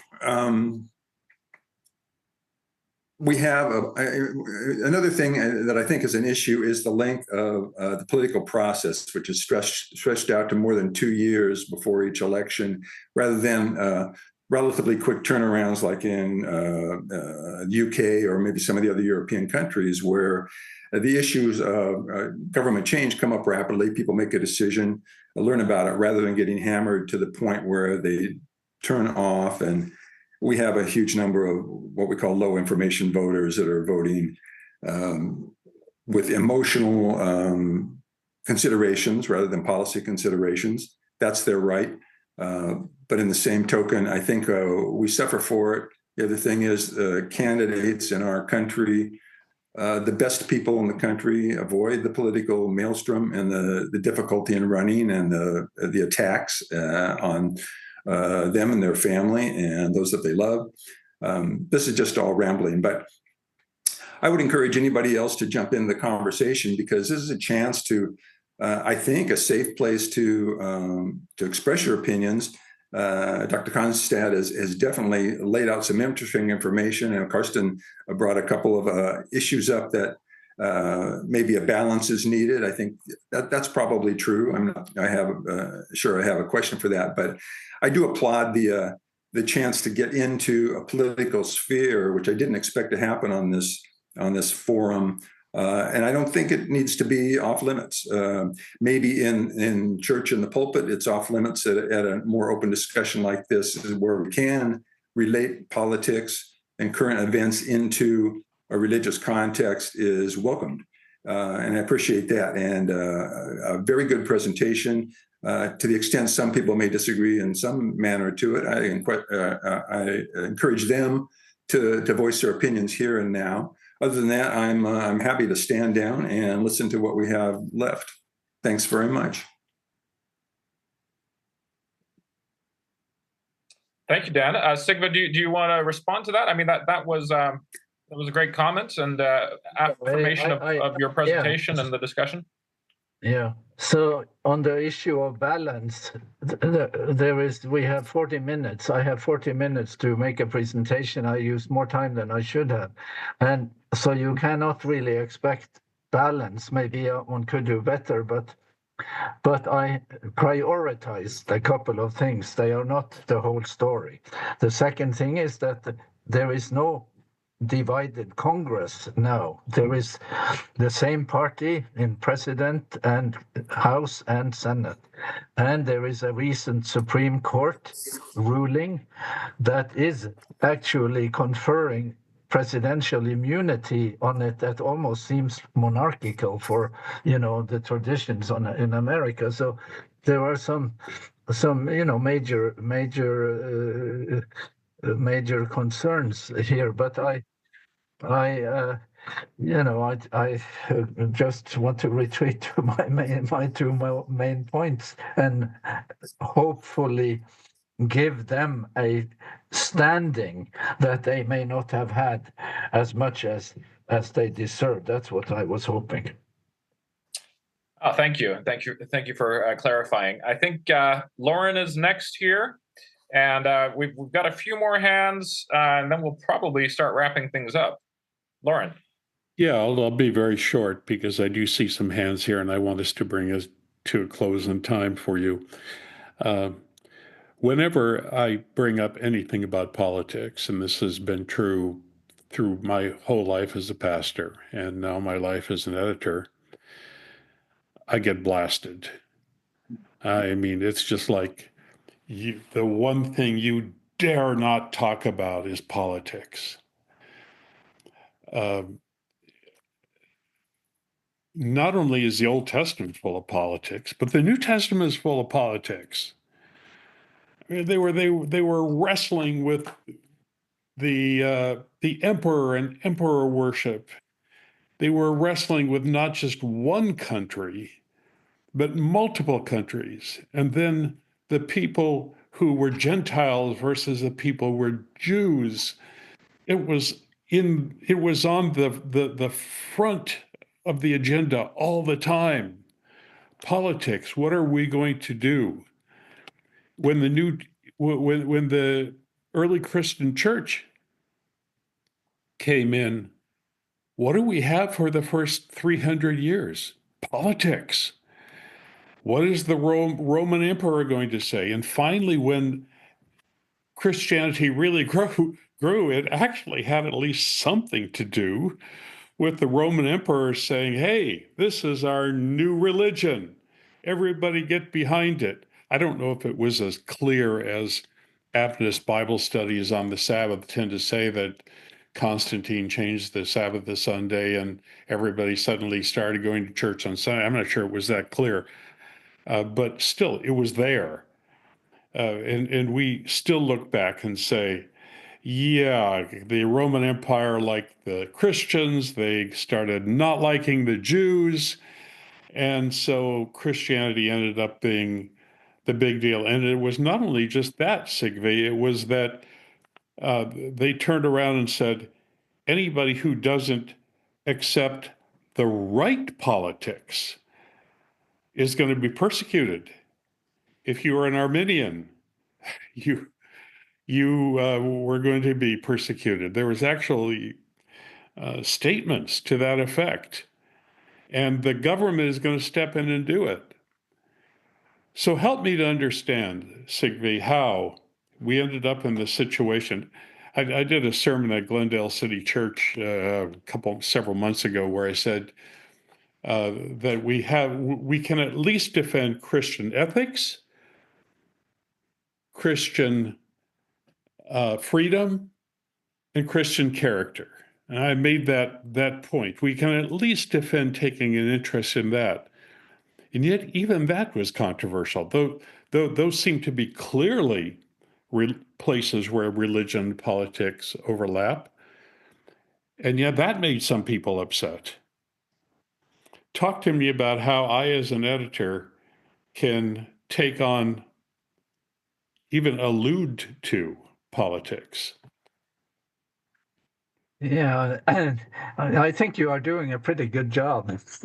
So I think you are very winsome in the way you do stuff. So I just wish I could be as winsome as you are. So I think you have just said that there is a lot of politics in the Bible. Think of a book like Amos.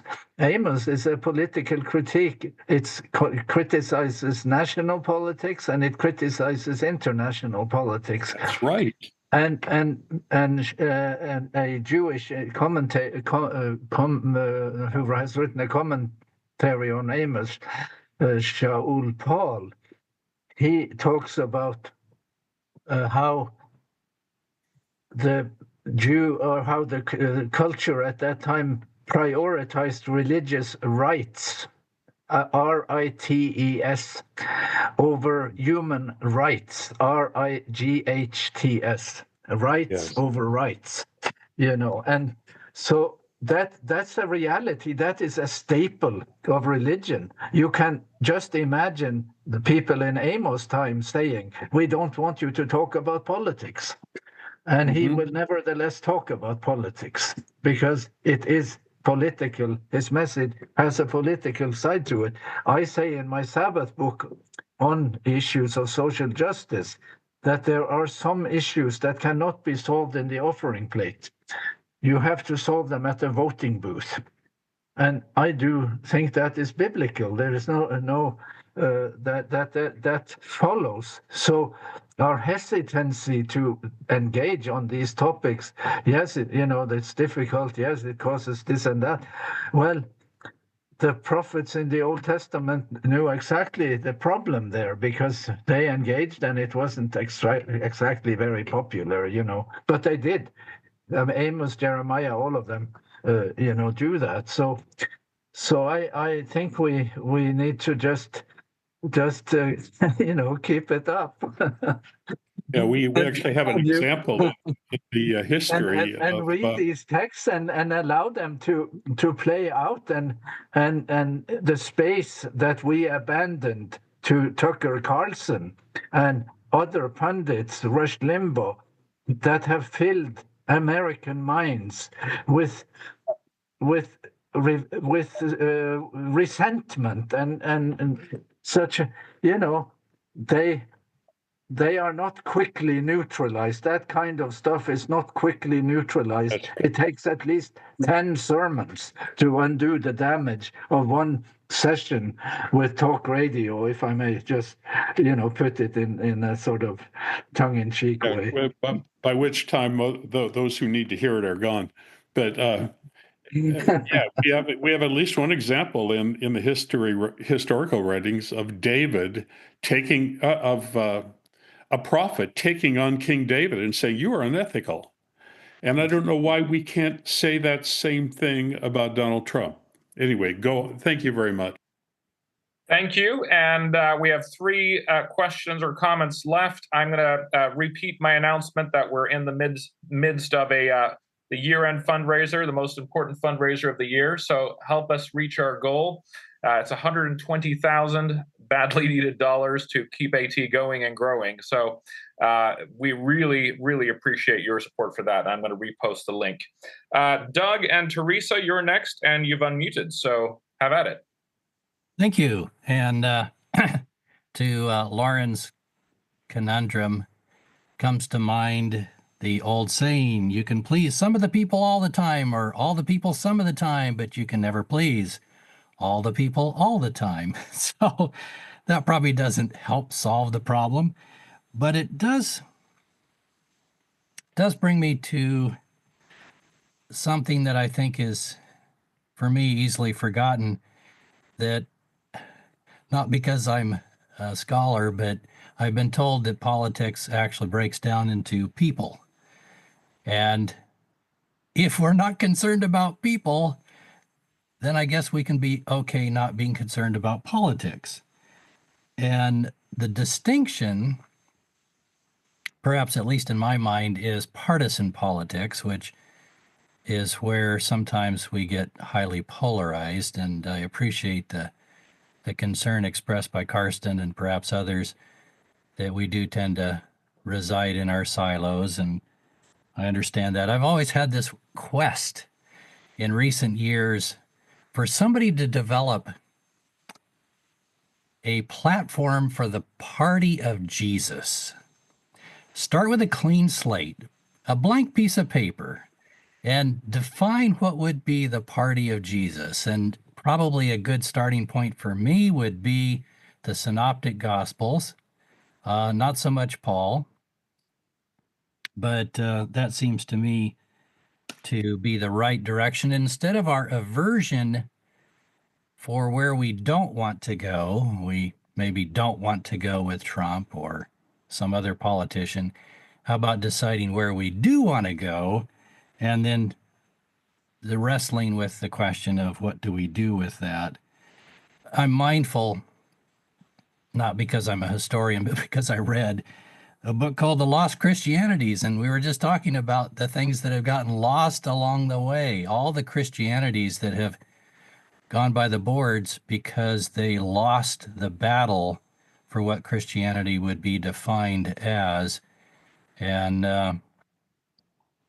it makes me wonder, along with a comment made by my econ professor way back. He said we all vote with our dollars every day, way more powerful than any other voting we do. And we can vote on factory farms. We can vote on factory farms. And so I think that's actually happening in smaller degrees and incrementally over time. But I also am reflective, and I realize Dr. Tonstad, that there was a limit to what you could do with the time provided. But I was a little surprised you didn't bring up Adventist history, because my limited awareness is that Adventists 100 plus years ago were quite involved in politics. The politics of the war between the states, or the Civil War, depending on which side of the Mason-Dixon you were on, and even issues that we thought were quite social, like alcohol consumption. And Adventists had a pretty clear position on that kind of stuff. And of course, religious liberty, which would be expected. But anyway, just my thoughts. Thank you for your presentation. Very thoughtful. And I appreciate the emphasis you did have. If I could just say one thing here, that because to tease out or lift up a theological issue, I said that there is a compassion deficit. That is true for the history of Christianity. That is true for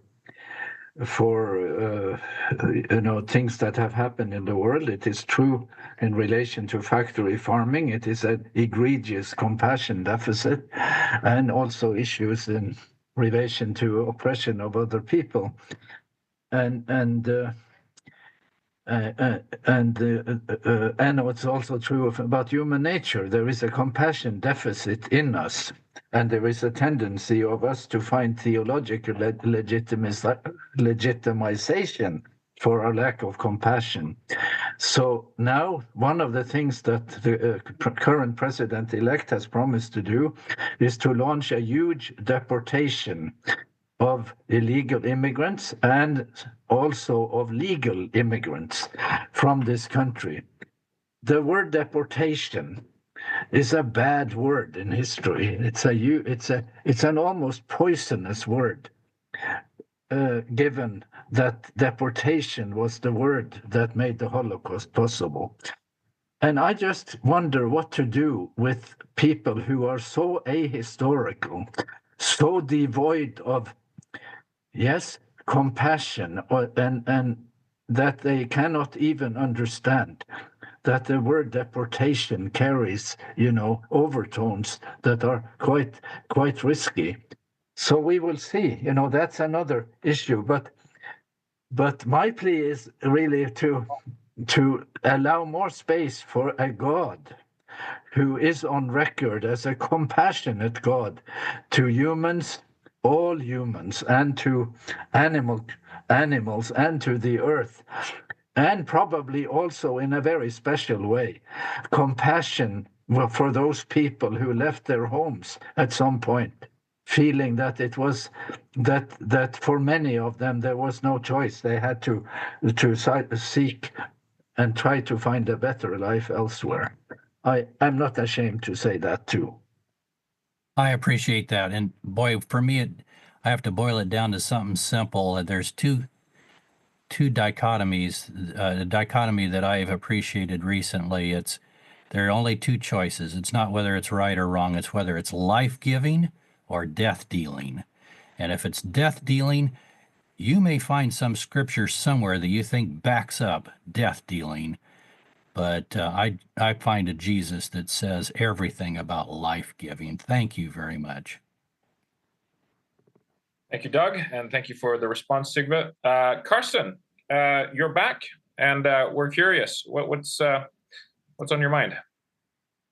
I appreciate the two previous comments. Doug's comment about politics. Politics is related to people. That is, the people who are the customers of the government.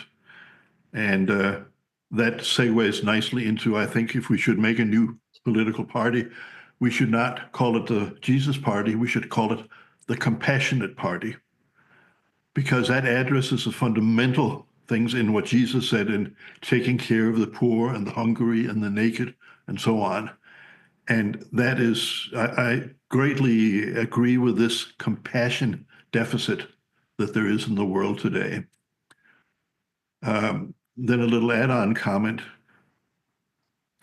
Since I lived in an engineering community most of my life, when I talk with fellow engineers, we sort of have a very, very different view on climate change. We recognize that there is climate change. It's real. We don't deny it. And we also see that that curve of CO2 will continue to increase no matter what we do. There's been no change in the Mauna Kea CO2 curve until this date at all. And therefore, we have to put on the compassionate hat and says, what can we do to move people away from coastal flooding? What can we do to protect them from famine due to droughts and so on? That is, the compassionate priority should be there as the top priority, because the game is over. We're not going to reach our temperature goals. It's just not realistic from an engineering standpoint. And if we put on the compassionate hat, we will have a totally different way of addressing things. Us engineers also have a huge problem with the climate change religion. It is promoted as a monotheistic religion, that we are the sinners and we are guilty of destroying the climate. And this is personified. If you look at Greta Thunberg, she got a Doctor of Theology degree from the University of Helsinki in Finland by starting a new world religion called the climate change religion. And we know that these type of things, often religion tends to be unnuanced. And this is something that us engineers also hate, because any engineering problem that has to be solved, which fundamentally is a climate change issue, has to work on multiple parameters at the same time. If you just go on one parameter, you end up sub-optimizing things. And I think the parameter, we as Adventists, if we should start a new party, we should be the compassion party. Thank you, Karsten. Sigve, are you nodding, or are you? I don't need to comment on that. That's good. I agree. Fine. Okay, excellent. Well, we agree on that one then. Ed, final question or comment, and then I'll hand it back to Lauren for any final announcements. Yes. You are. Okay. Yeah, Tonstad, I want to say I appreciate your courage to address two very important topics. First of all, this idea of what's happening in the Middle East, and that there's some inherent right for Israel to have taken over the West Bank and Gaza and all this stuff. I remember a little over a year ago, Adventist Today had a special Zoom prayer call after October 7th, when war broke out between the Palestinians and Israel. And some of the presenters who were on there clearly stated that history had nothing to do with any inherent rights and so forth. And some of the history of the West Bank is that originally, like, that's the best farming land in the whole area and the best place to live and so forth. And very rich affiliated Jewish people internationally, not just from the United States, but from Europe and so forth, started to take over the West Bank, and then the military from Israel started to control the movements of Palestinians in the West Bank. So there's that history there. Now, the United States, I took a political science course, 101, and the professor said, behind every war, there is an economic and financial motive. So follow the money. So if you follow the money, what's going on? You know, I'm not going to try and answer that one, but certainly that's part of what's going on there in the Middle East. And the military complex is what's promoting the United States since World War II to be in over 70 wars, and they've basically lost every one they've been involved in. You know, they had hoped to defeat Russia and Ukraine. I'm not taking sides. I think what Russia did was wrong, but all the efforts has not been able to stop Russia from, sort of winning what they've set out to do. That's the reality. Now, in terms of climate and the environment more specifically, you've touched on something that's very much ignored. The big focus has been on getting the pollution down from vehicles, and that has been happening to some degree at least. But factory farms or farming practices, at least in the United States and Canada, are huge contributors to. It's not just animals; it's the chemicals and all these other things that are being used in the farming. And again, it's money. You follow the money. They can produce chicken and that goes into the rotisserie in your local supermarket in 60 days or 90 days or some crazy thing. And they can do it for really cheap. And so that's what all this factory farming is about. So the thing is follow the money. So a lot of the policies that come out of the United States, Canada, many countries in the world, like who's really running the United States, for example? I mean, you talked about Trump and the impact of Trump, but who's really running the country? When we had COVID mandates in Canada and the United States, thousands and thousands of small businesses went broke because of the rules that came out. But yet all the big chains were able to sell groceries and other things, and they got much more, they got a lot richer. I mean, Amazon grew like exponentially, with the Walmarts and all the other big chains. I mean, some of these American chains are all over the world. So I just want to make those comments is sometimes we forget that following the money is where, if you see what politics is doing, try and figure out where the money is. What are the motives behind the scenes? I forget the personal value of members of Congress, but they're all millionaires pretty much, and worth several million. But they entered there not being that wealthy. So what's going on behind the scenes? They have special information, I guess, to play the stock market or whatever, and then they become very wealthy. Thank you very much for the comment, Ed. Really, really appreciate it. And thank you, everyone, for a really stimulating discussion. I think we're all very appreciative to Sigve for,